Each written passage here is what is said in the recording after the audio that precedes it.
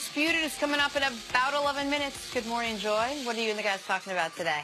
Good morning, Jenna. Good morning, Nick and Chris. Coming up on Undisputed, how big is the gap between the Cavs and the Warriors? Why were the Rockets trying to beat up the Clippers? And why are the Jags talking trash to the Patriots? We'll discuss all of that, plus Chris Broussard and Mark Schlereth will be in studio with us. Undisputed is coming up next. Jenna, back to you and the guys. All right, Joy, we look forward to that. Thank you very much. If you are a fan of Shakespeare, let's call these two teams the Capulets and the Montagues, the Clippers and the Rockets also. But unlike Shakespeare, zero love between these two. They played each other last night in a game filled with tension, with fouls, and with heated exchanges. Clippers won. Now, don't forget, Houston's Chris Paul left the Clippers last year for Houston. Well, after the game, CP3, that's got to leave a mark. CP3 reportedly led three teammates, including James Harden. James Harden would also be his name, through a tunnel to the Clippers locker room. The players had to be removed by security. And they called the cops. I mean, honestly. Anyway, here's Doc Rivers after all the chaos. Yeah, let's put it like this. Our team was in our locker room. That's all I'll say. I'll let you do the rest of the investigation. I will say their entire team was not in their locker room. Now, you're going to have to figure it out from there. But I've led you pretty well on that one. We were where we were supposed to be. We were in our locker room. So, whatever happens over there, I mean, we can't control what anybody else does. We controlled what we did. We were in our locker room. Everybody was in our seats. That was it. You got to ask them. I don't know. I've covered baseball for years and football for years. Nothing like this has ever happened. Well, I haven't let them fight on the field. Okay, so what? So I mean, they do. Like, baseball guys fight on the field all the time. Football guys get it out on the field. The NBA, they've eradicated serious physicality from the game. You're not justifying it. You're just explaining it. Yeah. I mean, you can call it what you want. I'm not bothered by this. I'm not gonna grab my fainting couch about this. You're not bothered by them going through a secret tunnel to get to another locker? No, the secret tunnel is ingenuity by a great leader in Chris Paul. He knows the opponent's turf, and he switched sides. He's like, listen, guys, because what we didn't include there was they sent the 6'10" Swiss kid to the front door, Clint Capella, knock on the door, create a diversion while they tried to go in the back door. They were also smart. They brought Gerald Green with them, because Gerald Green, you can't be Gerald Green in this world for 27 years and not know how to fight. Man, they just got him off the street and gave him $1.4 million and guaranteed that, yes, wherever y'all going, I'm with you. Right. And so the backstory to this... All right, let's go this way. The backstory to this is that Austin Rivers, the NBA's crown prince of nepotism, was sitting on the bench in street clothes. Chirp, chirp, chirp, chirp, chirp, chirp, chirp. Blake Griffin got into it. It appeared intentionally ran into the Rockets coach, threw the ball off Eric Gordon's head, had a bleep you moment with the coach, and Blake Griffin talks a lot, but in his history, the only guy he really wants to fight, it would appear, are people that work for his own team, not other NBA players. So the Rockets decided to go see if they really were, to quote Marshawn Lynch, about that action, boss. Nobody was really going to fight. This was a measuring contest, if you will, measuring of wills, I'll say it, between a bunch of testosterone-laden NBA players. I don't think it's a huge deal. But gone are the days where Dr. J and Larry Bird can grab each other by the throat. So you're going to see more of these behind-the-scenes types of things in the NBA. I don't know why. After the malice and the palace and the black eye on the NBA, and I know NBA players, and I know them to be... most of them not to be real tough and to be fighters. Now, I don't know what's going on in the NBA, but you see it in too many games, too many exchanges, not only between the players, but more so even with the referees. Like, no one in the NBA seems to be happy. Well, let me give you guys a news flash. The NBA popularity right now is probably as high as it's been in the last 15 years. They should take advantage of that. They are starting to gain market share on the National Football League as far as being the most popular sport. So take notice of that. The TV contracts, the best ever, the most guaranteed money the guys could ever make. Like, I don't know why all the frustration with the players is, and there has to be something between them and the referees also. Chris Paul, he's the head of the Players Association. He is. I mean, how immature the head of the Players Association is involved in something that That's my point. It's they played ridiculous. a video tribute to him. before the game. It's Cece, ridiculous. You say all the time it is not your typical workplace to act. Cece, Man, these guys aren't tough, though. okay, well, I know this. That is, you can't. There's 450 guys in the NBA. You can't say there's 450 guys with a broad brush aren't tough. But you can say To normal guys on the street, yeah, they might be tough. But in the real world, no. But they These guys, in the tough man's world, these guys aren't Wait, tough. what are we talking about? Whether these guys are tough or not? Yeah.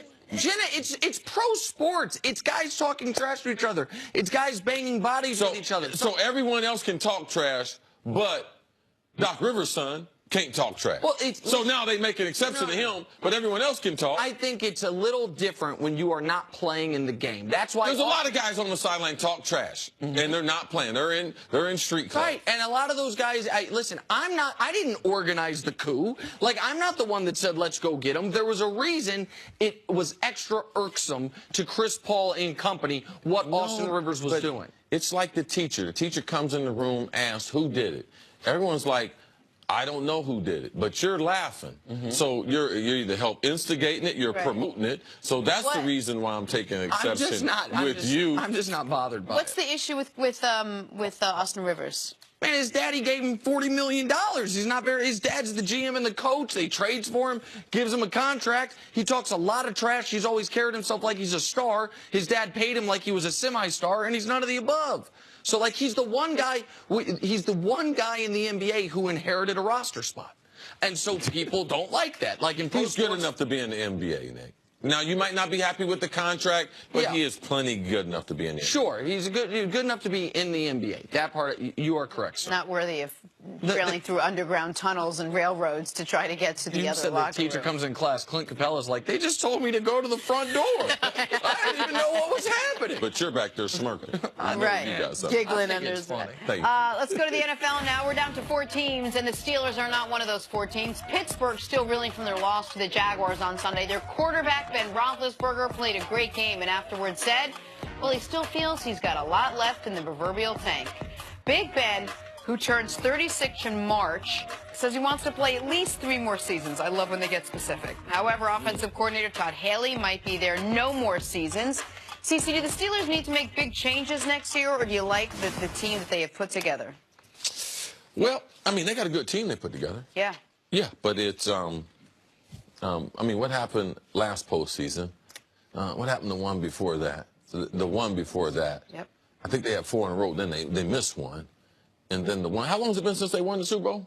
The last won the Super Bowl in 2008. Last got to the Super Bowl in 2010. Okay, so I wouldn't do anything that they've done from after 08 because any of those results as a Pittsburgh franchise, with the standard that they have, with the type of players that they have there, their standard should be the Super Bowl. So when they don't make it there, then I would look at, wow, what do I need to change? And it's not necessarily a personnel thing, but it's a variety of things. Like if I was Mike Tomlin, I would tighten up their locker room. Tighten it up as far as the comments that they make, how they're going to stay focused, how they're going to take it 1 week at a time, how they're not going to be consumed with New England. Even if they are consumed, make it privately consumed compared to publicly consumed with New England. And how they're going to go about talking about their contracts, how they're going to utilize social media, all these things, I would make some adjustments because they are a great franchise. They got good players. And then also defensively, I'd make an adjustment because they don't make enough big plays.